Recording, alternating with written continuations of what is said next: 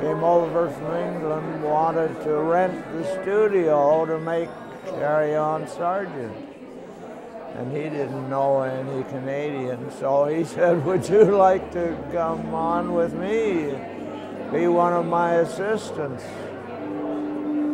He had never made a film before. He was world famous as a cartoonist, so he relied on me for a lot of the technical side of his work, you know. My dad had the hiring, Mr. Conwood Allstein had the hiring of all the extras that was on the Carry On Sergeant movie. I had all my farm animals in it. They advertised, or it got, I don't know whether it's in the paper, they advertised that they needed extras. So my brother and I went down and we signed up for being an extra in the film. Well, I was a child star in Carry On Sergeant. I just, with my mother, hand by hand, just had to go through this big archway, and then there was like, you know, the war was on and shooting and that. That's all we did. And we used to be picked up every morning about 4 o'clock. I think it was the easiest money I ever made. I think they gave us $3 a day. And then there was a second studio that we used, and it's now the cold storage plant here. We did a lot of the night scenes of the trenches in there. Got in carloads of earth, you know, and had a lot of fellas with shovels digging trenches in this stuff.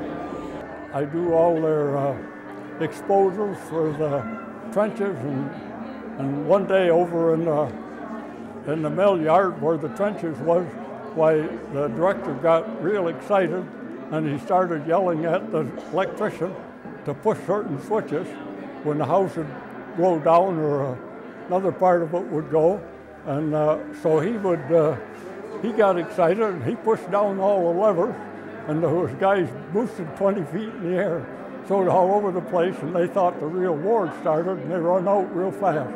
There was one day that I had 3 different caps on. I was a Scotsman when I first went in. They gave me a uniform, the kilts, and come back after lunch, they gave me a German uniform, and then in the evening, they had a few shots in the studio, and I had a Canadian uniform on. So in one day, I was 3 different nationalities. Thank goodness they didn't expect you to speak the nationalities.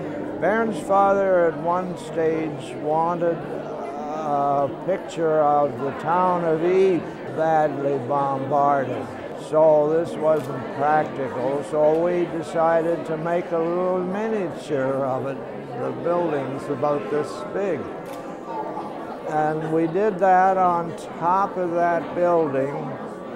There's a little soapbox, and it's still there on the top of that cold storage plant. But sadly, it was never used in the picture. The story changed. You'd think that you're really on a battlefield. We had real guns and blank cartridges. I can well remember the chap laying in a trench in water and mud, I think for a couple of hours, waiting to get the proper picture. And we all thought that he would get pneumonia. But I know when we come in out of the cold, they, believe it or not, they give us a shot of rum, 17 and all. So then we went to Toronto and took a showing of the premiere motion, the Carry On Sergeant, and had to rent a theater because Americans had the theaters all booked. I was there with the lights and the cameras in the lobby when we made the first showing, invitation night, and all the wealthy people was coming with their big cars and chauffeurs.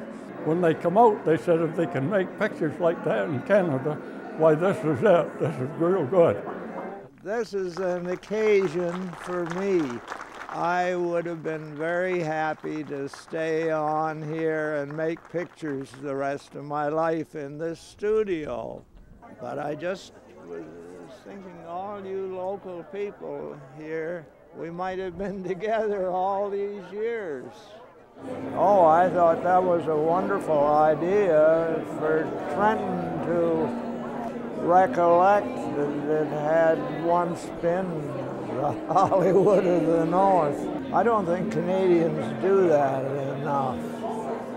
I'm sure that'll impress future tourists, you know, about how this was the movie center of Canada at one time.